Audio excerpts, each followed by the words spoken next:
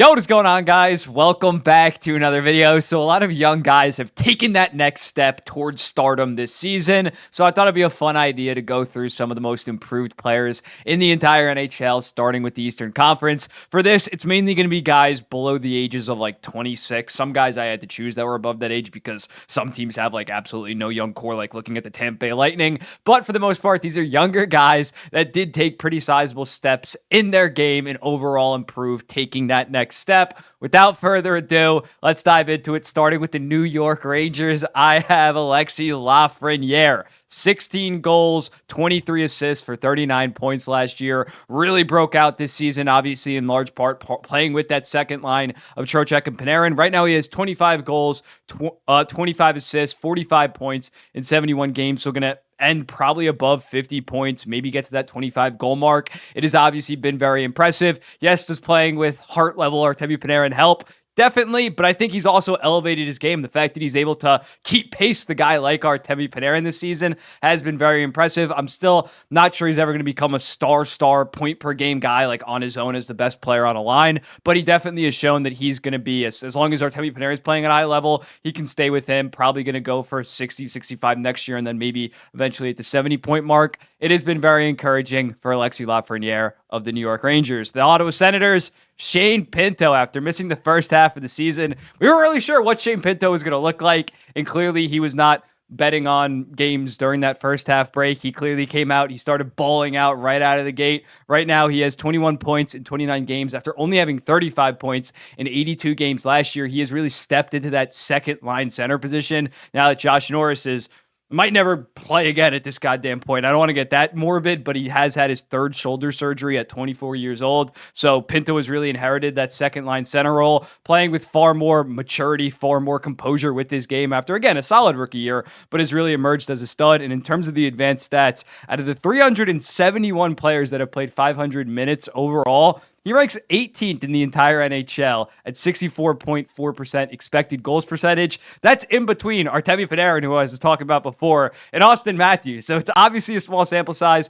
He obviously has played really good in that sample size. I don't expect him to be 70 points next year, but he definitely has emerged as that second line center when Ottawa clearly needs one, with Josh Norris obviously on the mend. Next up, New Jersey Devils, I have Alexander Holtz. Last year, they kind of flubbed his development. He was nonstop in trade rumors regarding guys like Timo Meier, up and down with the NHL, AHL, ended up only playing 19 games in the NHL, recording 4 points. And even this year, he was producing at a pretty high rate under Lindy Ruff, but he just wasn't getting that love. Still has taken a positive step. 16 goals, 11 assists, 27 points this year for the New Jersey Devils in 72 games. Basically, again, all of that at even strength. Gets no looks at the power play. And when looking at it, he's done this kind of stuffed away in the Devils' bottom six, not that talented of a bottom six. So I think next year with the Tyler Toffoli no longer with the team, he might get some looks at the top six. He has definitely proven that he's a full-time NHLer, and I still think that he has potential to be a solid 55 to 60 point second liner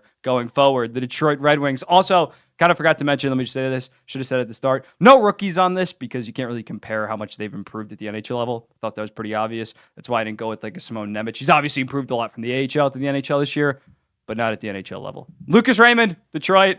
Great season for him. He had 57 points in his rookie year, then had 45 in his sophomore year, a bit of a sophomore slump, but he is absolutely balling out. 24 goals, 36 assists, 60 points in 71 games, fully emerging as that future point per game winger that we kind of expected when they selected him fourth overall back in 2020. I think overall he's probably been definitely the second most valuable forward on the entire team, ahead of a guy like Alex DeBrincat that had an amazing start, but then just wasn't consistent night in and night out like a Lucas Raymond.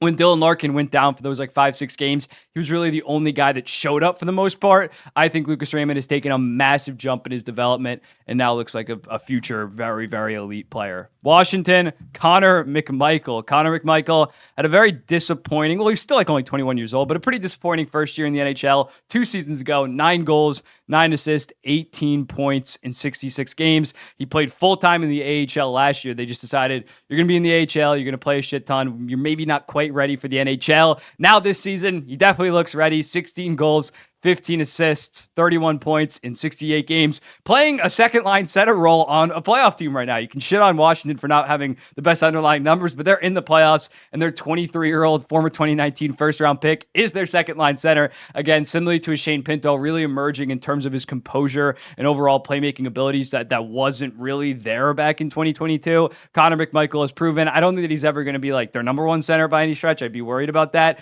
but he can be a decent second line center, a very high-end third-line center going forward for the Washington Capitals. Montreal Canadiens fans are about to go nuts. I have Slavkovsky for their most improved player. Pretty obvious considering 10 points in 39 games last year. This year looks like a completely different player. 39 points in 70 games, and especially of late, 13 goals, 18 assists, 31 points in his last 38 games since kind of getting that bump up to the first line with Caulfield and Suzuki. And when looking at him, the way that he's seeing the ice this season is so impressive. His rookie year was tough because he was still adjusting to the NHL. Back in Slovakia, he was able to just like body his way, be the bigger guy. That doesn't work in the NHL. So he wasn't seeing the ice, making the open reads that he's seeing this year, especially playing with high-end talent. He's finally fitting in. He's finally just looks like a completely different player. And as a result, he looks like this franchise guy that we thought maybe he could be on draft night. But after a disappointing rookie year, it's great to see him and how he's developing. Columbus, I have Yegor Chinnikov. When looking at him, 27 points in his first 92 games over 2 seasons, the 2 prior years. This year, playing far better. 16 goals, 13 assists, 29 points in 53 games, playing a pretty decent role at 15 minutes a night, and 27 of those points are even strength. So he's producing at a very high level in terms of even strength. He's not getting a ton of looks on the power play. And yeah, just way more of a dangerous player this year in terms of goal scoring. 4 goals last year in 30 games versus this year's 16 and 53. So when looking at him, apparently he's not that satisfied in Columbus. There's some reports that came out. So if I'm a young team, I'm definitely trying to bring in a Chinnikov, but he has definitely elevated his game and made him a pretty valuable piece going forward for whatever team he's going to be on. My New York Islanders, it's obviously Noah Dobson. Last year, a good 49 points playing 20 minutes, 23 seconds a night, but he has completely elevated his games. 8 goals, 57 assists, 65 points in 71 games, playing 25 minutes and 8 seconds a night. One of the leaders in ice times in the entire NHL, going from 20 minutes to goddamn 25 is absolutely insane. Just so much more efficient offensively. Kind of his best defense is keeping the puck in his own zone. He's really a technician at the blue line. Hasn't been playing the best in the back half of the year, but the overall Islanders just have not been playing that good. But I still think this has been a massive leap from him, going from a solid offensive top pairing defenseman to now really being a number 1 and I'd say a top 15 defenseman in the entire NHL. Needs to be more consistent on a season-long basis, but this was definitely a massive jump for Noah Dobson. Buffalo Sabres, JJ Peterka, a solid 12 goals, 20 assists, 32 points last year.